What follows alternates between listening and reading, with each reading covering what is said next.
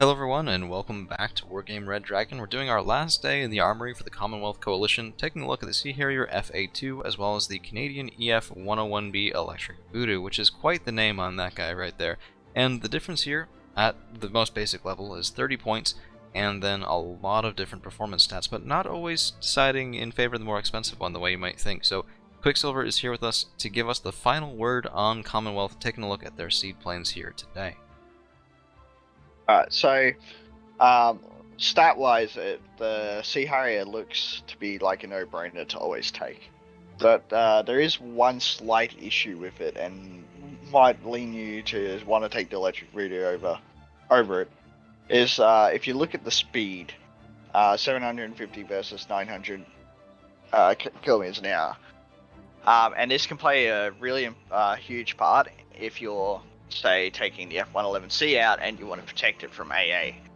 If you will have to call either the Sea Harrier out first and let your F-111C overtake it, or it will be a little bit too far out for the SEAD missile to protect the Gotcha. So the traditional tactic then of, you bring out your bomber and you have the seed plane behind it, the Sea Harrier FA2 is too slow.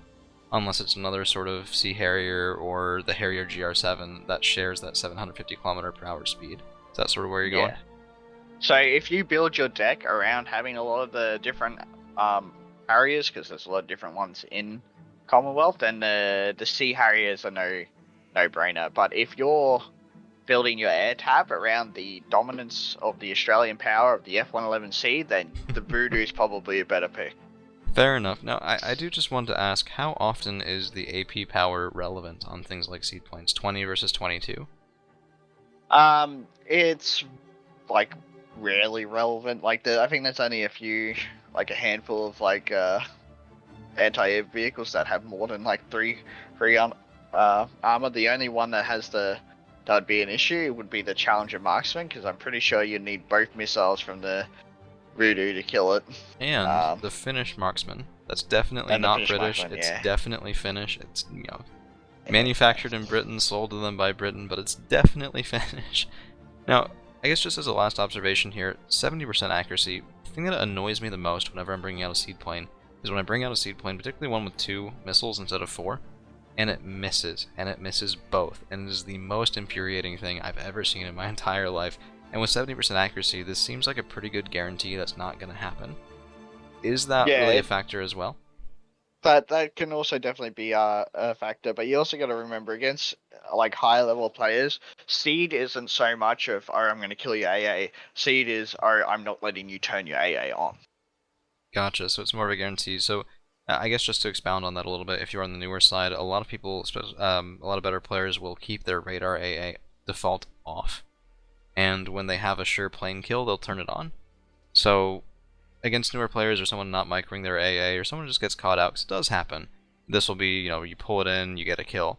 But oftentimes it's more of a, you follow your bomber, you follow whatever it is you want to protect, and that surefire kill for your opponent turns into a surefire, my anti-air gets blown up, which can definitely catch people out.